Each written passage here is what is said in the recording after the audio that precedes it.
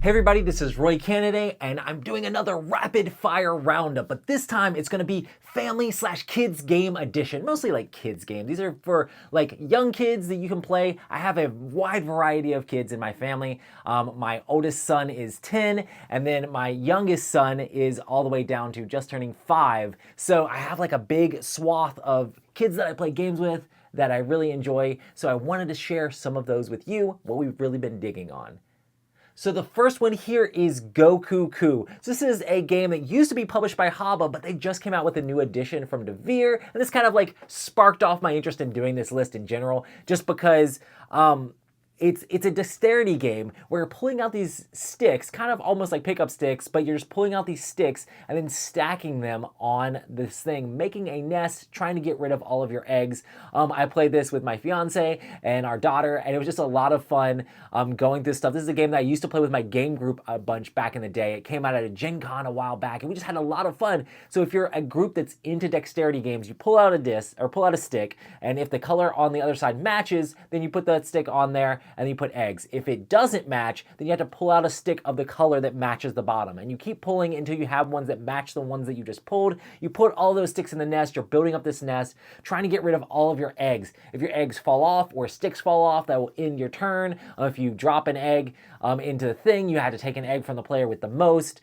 kind of like catch-up mechanic-ish sort of thing. But after you get all of your eggs gone, you have to put the Goku C bird on there and have it bounce without knocking any eggs off or not knocking any sticks off or falling over. If you do, you win the game. There's the aesthetics of this game. Like, there's something about those dexterity games where when you build stuff up and you have something when you're done, it just is so pleasing to be like, okay, win or lose, it's kind of like we built a thing up and we built this crazy bird's nest. Goku is a lot of fun, and it adds for those, like, that's the thing I like about Rhino Hero style like dexterity games, is just that stress of like trying to carefully put the thing on there, and it works just as good with kids as adults. You do have to play with kids that are a little bit older. My youngest probably would knock the nest over a little bit too much to be able to play it, but it really depends on how patient your kids are to be able to play this game. But yeah, Goku C is an 8 for me. I really enjoy it. It's a lot of fun.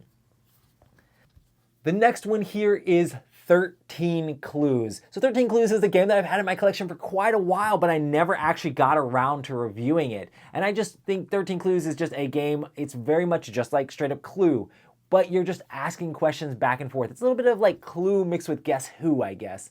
But you have very specific ways you can ask the questions, like how many red cards can you see? How many green cards can you see? How many male characters can you see? How many like ranged weapons can you see? That sort of stuff, and all that stuff gives you information. There's also several face down cards you can look at, and the whole time you're trying to deduce who has what. I played this with my older kids a bunch of times. I've had a lot of fun with it. And then recently, it's just one that my son just always requests to bring back out, just because he really likes that deduction puzzle of like trying to figure out who the murderer is, what cards are on the face of his thing, and just trying to do the logic and deduction. And a lot of times, like, it comes down, like, this is one of those games where I don't even really hold back against my kids most of the time. I try to figure out how to do it as fast as I can, but my son is on the verge where he's right there beside me as far as, like, being able to guess who's on his thing. And if maybe he was a little bit more assertive, he would know exactly who it is, just take a little bit of risk and chances. But it's, yeah, really fun to play. You can play with very different groups, and depending on the group, it changes up the dynamic of the game because they'll be able to see more cards and things like that. It's just very interesting, exciting game, 13 Clues. I do give it a 7.5. I think it's enjoyable. I think it's a lot of fun, and it's a game that my kids keep requesting to play with me over and over again. 13 Clues. The next one here is a ridiculously simple Haba dexterity game, and I have never seen this in stores. I ended up getting this from like a Goodwill or something like that, a secondhand thrift shop like forever ago for like $1. And that dollar was very well spent because my kids have played this over and over again. It's a game with just a wooden ring and a bunch of wooden sticks and a die that determines the wooden sticks you have to pull out of there. So you're balancing the sticks and this ring, and you have to roll the die and pull out sticks. And as the game goes along, if you knock it over, the game ends, and whoever knocked it over loses, but then also whoever has like the biggest sticks with points or whatever wins the game. It's an extremely simple game. And it's crazy because like I rated a 7. It's like almost like a game that's like so simple and easy to play, but my kids really, really enjoy it, and we've brought it out over and over and over again. So it's one of those things where like, there's not much to the game. There's not a whole lot going on. It's simple. Like you can teach it in like seconds, but we play it so often that it's just a game that I definitely have to recommend with a 7 for Zitternix. Very weird name, very interesting game, but just a fun dexterity game that can be played with kids of all ages, basically. The next one here is Fiery Dragons. This is another Haba game that's very much kind of like Memory. If your kids are a fan of Memory, they will enjoy this style game. You're basically dragons trying to like leave your lair and then run all the way around and get back to your lair around this circle ring. And you have a bunch of tokens face down in the middle of the board that you're going to be flipping face up. You basically have to flip the token face up that you're currently standing on, and then you'll move a number of spaces equal to the number of that icon on that token. So you're very much trying to memorize exactly, okay, I'm standing on spiders, I know where the 1 spider is, but do I know where the 3 spider is? And trying to flip that over. An interesting thing about this game is if you kind of memorize where all the 3s of are everything, you're just good to go. But you just have to pay attention on other people's turns because flipping over is very important for the memory aspect of this. It's a game where kids can do really well as well because kids are so good at memory. This is a game I give a 6.5. I mean, for me, it's not going to be that exciting to play a whole bunch, but I still really enjoy playing it with my kids just because they have so much fun with it. And this is a game that I can just kind of like let them play and run with. But yeah, that is Fiery Dragons by Haba. The next one here is a game that I've played over and over and over again. I've played this with my game group, I play this with my friends, but my kids really love it, and this is Doodle Quest. This is a game where you're using a dry erase marker to draw on a transparency, and there's different rules for what you're trying to do. This is all very aquatic themed, so lots of fishes and drawing lines on like jellyfish and drawing teeth on sharks sort of thing, but there's different rules each time you play the game. Sometimes you have to try to circle scuba divers in bubbles to protect them from sharks. Other times you're trying to draw a line to get as close as you can to a fish without actually touching it. Other times you're having to use this stencil, like this fish-shaped stencil, to draw fish that aren't actually touching sharks in the open water. There's all sorts of different rules each time you're doing it, but you're drawing it on a transparency, trying to kind of like spatial awareness guess where you should be drawing these things, and then place that transparency over the rule sheet, and then it kind of shows you if you actually made it. Sometimes it's just like little mazes that you just kind of have to try to guess how you're moving along that maze. It's a game that's great for kids. It's very fun to play. It's a game where like my son beat me in this game last time we played. It's a game that kind of like the spatial awareness, if your kids are good enough at that, they can kind of like outsmart you sometimes, even as the parent. But I've just had a lot of fun with Doodle Quest. And I've had a lot of fun playing this with my game group as well, just because it's a unique, interesting theme of drawing on that transparency and then placing it to see how well you actually did. But yeah, this is a 7.5 for me. Definitely enjoy it. That is Doodle Quest. The next one here is Catapult Castle. So this is like kind of like the game Coconuts a little bit, but it's a game where you're using a little catapult, trying to hit the little catapult ball in the castle pieces, stealing your opponent's pieces of their castle after all the catapults have been, or after all the cannonballs have been like gone, or all the rocks or boulders, whatever they are, put in catapults these days, are gone, then whoever has the most castle pieces wins the game. This is a super, super simple game of just flipping the catapults. There are cards you can do that add a little bit of gamery stuff to it and different rules of being able to shoot in extra time or being able to do different things to manipulate the game in different ways.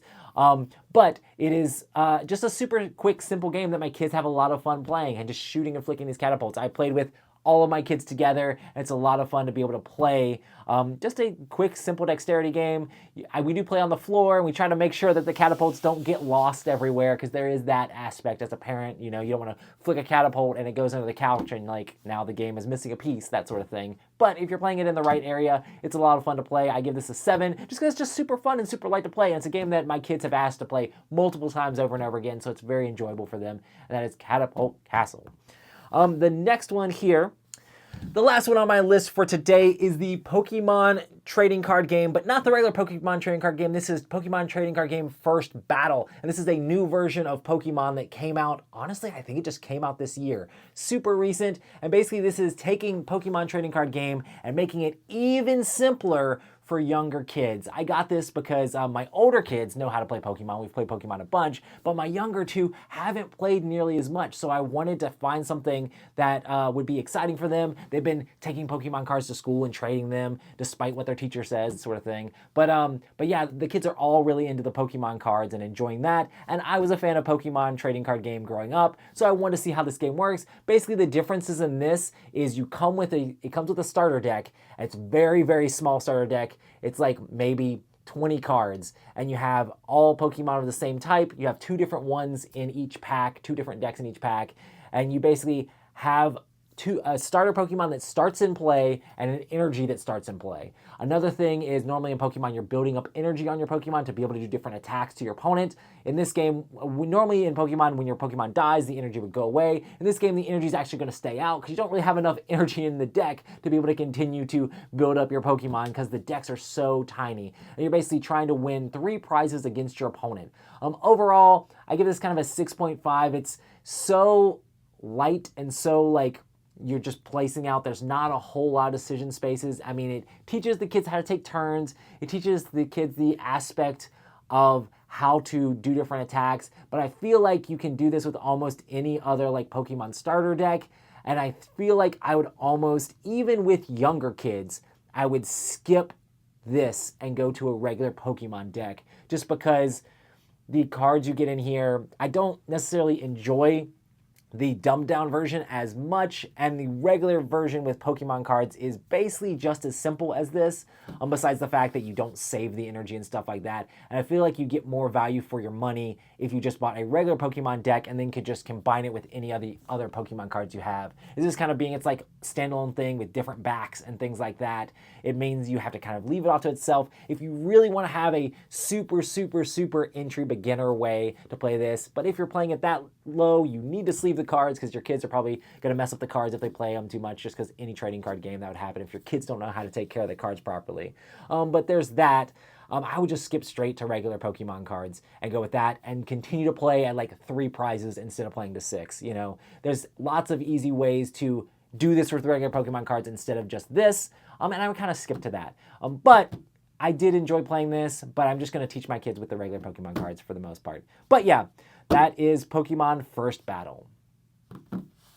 But yeah, so this has been my look at a bunch of different kids games. Make sure to leave in the comments down below what games you're playing with your kids and what games you're really enjoying. It's awesome to meet kids on their level with these different games. I know so many parents are like excited, someday my kid's gonna play Agricola, someday my kid's gonna play TI4, but right now is when your kids can play these awesome light family kids games and just enjoy playing those. They're only going to be young once. You can play Twilight Imperium with your game group or play them with they go to college or something like that, but enjoy your kids while they're young. And there's a lot of amazing games that you can get to the table, teaching them how to cooperate, how to take turns, how to be a good sport. That's all very important things and life lessons. Anyway, I've been Roy Canny, and I'll see you on the next one.